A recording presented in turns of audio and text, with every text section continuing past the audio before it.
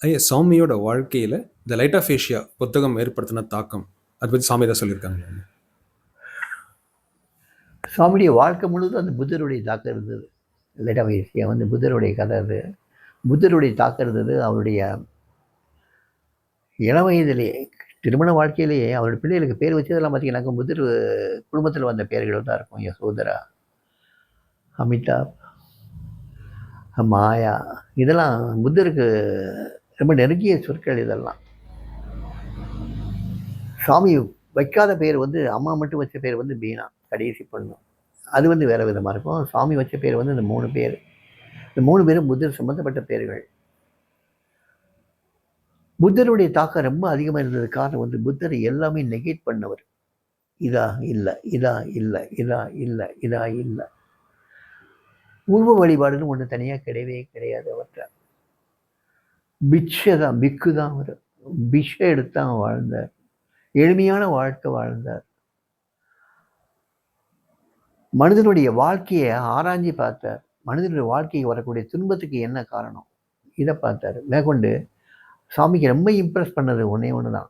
அப்பேற்பட்ட ஒரு ராஜகுமாரன் எதனால் வந்து அரமணை வாழ்க்கையை தொடர்ந்து போனான்னு பார்த்தீங்கன்னா, ஒரு சாவு, ஒரு நோயாளி, ஒரு வயோதிகன், இவங்களை பார்த்து உடனே போயாச்சு. ஏன் மனித வாழ்க்கையில் ஏங்கிறத கேள்வியை கேட்டு இதுக்கு விட கண்டுபிடிக்கணுங்கிறதுக்காக தன் பச்சிலம் குழந்தையும் இளம் மனைவியும் ராஜ்யத்தையும் விட்டு திறந்து போகிறார். காட்டுக்குள்ளே போகிறார். காட்டுக்குள்ளே போய் அங்கேருந்து கடுமையான தபஸ் இருக்கார். ஆனால் விட கண்டுபிடிக்கவே முடியல. இதுக்கெல்லாம் காரணம் என்னென்னு கடைசியில் ஆராய்ச்சி பார்க்கும்போது எத்தனையோ வருடங்கள் கடந்துருது. பிக்ஷை எடுத்து தான் வாழ்கிறார். கடைசியில் அவருக்கு தெரியுது, ஆசை தான் சகலத்துக்கும் காரணம்னு தெரியுது. அந்த ஆசைகள் தான் பிறவிகளுக்கு காரணம்னு தெரியுது. அந்த ஆசை தான் மற்ற மூப்பு, பிணி எல்லாத்துக்கும் காரணமும் அந்த ஆசைன்னு தான் தெரியுது. அதை பற்றி தான் உபதேசமும் பண்ணுறார். தனியாக தெய்வங்கிறத வந்து சுருவப்படுத்துறது இல்லை. அந்த வந்து சூனியன்னு சொல்லி முடிக்கிறார். அந்த சூனியங்கிறது வந்து என்னென்னா அந்த பிரம்மாண்டம், அந்த பரபிரம்மம், அந்த அண்ட பரவெளி, அதை வந்து அவருடைய பாஷையில் சூனியங்கிறத வர்ணிக்கிறார். இதெல்லாம் சாமிக்கு ரொம்ப பிடித்த விஷயங்கள். சாமி இதை பற்றி பேசும்போதெல்லாம் பரவசமாகிடுவார்.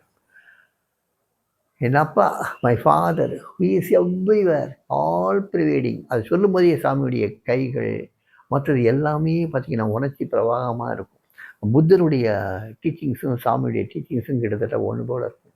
புத்தருடைய தாக்கம் வந்து எப்பயுமே இருக்கும்.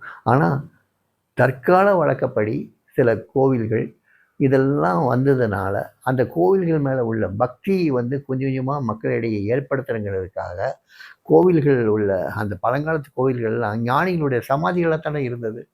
அந்த சமாதிகளுடைய அந்த சக்தியை வந்து மக்களை வந்து கொஞ்சமாவது மாற்றுங்கிற நம்பிக்கையிலேயே தான் இந்த கோயில் குளத்துக்கும் மற்றதுக்கும் போகிறதுக்கும் சாமி ஊக்குவித்தார். அதர்வைஸ் சாமி வந்து முழுக்க புத்தருடைய வாழ்க்கையை பின்பற்றி தான் அவருடைய வாழ்க்கை இருந்தது. அதனால தான் ஜெய கிருஷ்ணமூர்த்தி அவருக்கு பிடிச்சிருந்தது.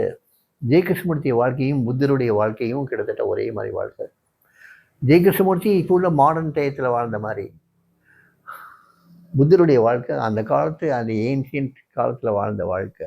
ஆனால் 2 வாழ்க்கையும் கிட்டத்தட்ட ஒன்று போல் உள்ள வாழ்க்கை தான். 2 நெகேட் தான் பண்ணிச்சு. எல்லாமே வேண்டாம், இல்லைன்னு சொல்லிட்டு போச்சு. இதுவும் உபனிஷத்துக்களில் வரக்கூடிய ஒரு சொல்லு தான். நேத்தின்னு ஒரு சொல்லு வரும். அது ரமண மகர்ஷி சொல்லுவார், இது இல்லைன்னு. அந்த மாதிரி வந்த கதைகள் இதெல்லாமே. ஸோ புத்தருடைய தாக்கம் சிறு வயதிலிருந்தே சுவாமிக்கும் உண்டு. அதில் வந்து ஷேப் ஆனது தான் சுவாமி. அதில் கிடைச்சது தான் அவருடைய குருநாதர்கள் பூராமே. அந்த புத்தருடைய தாக்கம் இல்லைன்னா ஒரு கபாடி பாபா கிடைச்சிருக்க மாட்டார். கபாடி பாபா கிடைக்கலைன்னா ஒரு அரவிந்தோ, ஒரு ரமண மகர்ஷியோட பாப்பா ராம்தாஸோ கிடைச்சிருக்க மாட்டாங்க.